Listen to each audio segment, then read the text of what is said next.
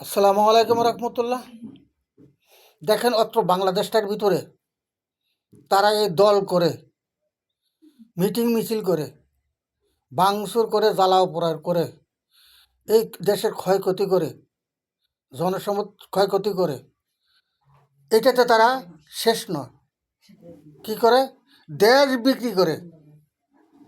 যে কোনো সরকারে আসে দেশ বিক্রি করে, দেশের মাটি বিক্রি করে। এটা কি তাদের বাবা দিনের সম্পদ? বিক্রি করে দেয়। এটা কি তাদের বাবা দিনের সম্পদ নাকি? বিক্রি করে দেয়। এটা কি তাদের বাবা দিনের সম্পদ? এটা জনগণের সম্পদ। গণতন্ত্র বাংলাদেশ ৩০ লক্ষ শহীদের বিনিময়, ২ লক্ষ মা বোনের ইজ্জতের বিনিময় আমরা এই গণতন্ত্র বাংলাদেশ স্বাধীন করেছি। ৭১-এ শুধু মুক্তিযোদ্ধারা করে নাই, সেই সাথে সাধারণ জনগণ সংযুক্ত ছিল বিদায় দেশটা স্বাধীন হয়েছে, না তো স্বাধীন এখনও হতো না। আমাদের অপরাধ ৭১-এর সংযুক্ত ৭১-এর যুদ্ধের সাথে সংযুক্ত হয়ে দেশটাকে স্বাধীন করে চোরের হাত থেকে এনে ডাকাতের হাতে দিছি।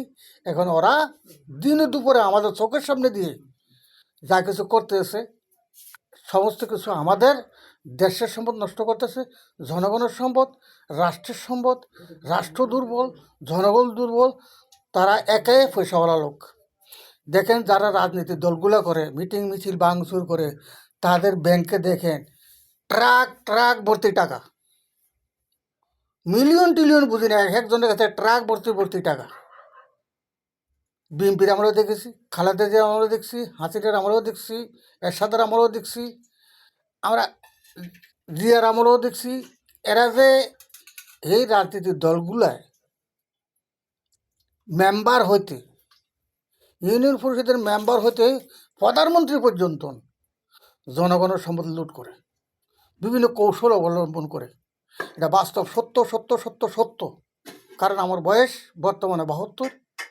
আমি জানার কিছু আর বাকি নেই, কেন আমার এই বয়সে আমি 3টা যুদ্ধ দেখছি। ৭১ দেখছি, 1965 দেখছি, পার্বত্য চট্টগ্রামের খাগড়াছড়ির বিরাজমান পরিস্থিতি দেখছি। বিরাজমান পরিস্থিতিটা ৭১ যুদ্ধের কাছাকাছি, কেবল কম নয়। অনেক বাঙালি ক্ষতি হয়েছে এই পার্বত্য চট্টগ্রামে, অনেক বাঙালি মুসলিম ক্ষতি হয়েছে, ধ্বংস হয়েছে। এই পার্বত্য চট্টগ্রামের সমস্ত বাঙালি রক্তর উপরে দিয়ে আজকে এই গাড়িগুলো চলতেছে। সমস্ত রোডের ভিতরে বাঙালি রক্ত আছে, শান্তি বিনা বিরাজ করে মারছে। এটা সত্য সত্য।